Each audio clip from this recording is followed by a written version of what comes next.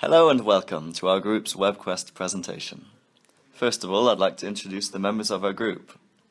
We have Kieran Regan, the group leader, David Power, the group coordinator, Jack Doyle, presentation voiceover, Stephen Bradley, presentation designer, and finally, Fabian Volgermuth, Megan Dowling, and Louise Kissan as our slide researchers.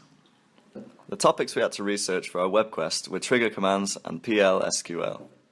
Let's begin with an introduction to triggers.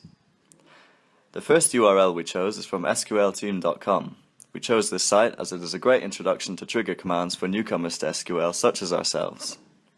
It describes what triggers are and under which conditions they fire, as well as providing simple and real-world examples.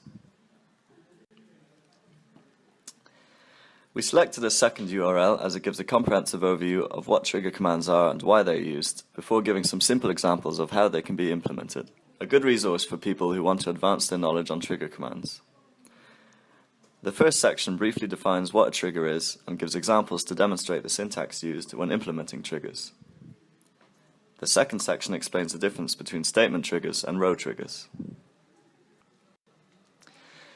The next section explains how to reference old and new values.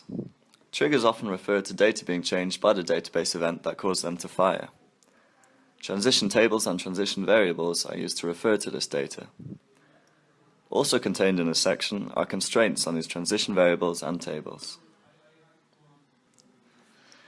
The last part of this URL contains information on limitations to the actions defined by triggers and a detailed account of the order of execution of trigger commands. Further examples are also given to illustrate these points. Next, I will give an overview of the URLs we chose for PL SQL, Oracle's procedural language extension to SQL.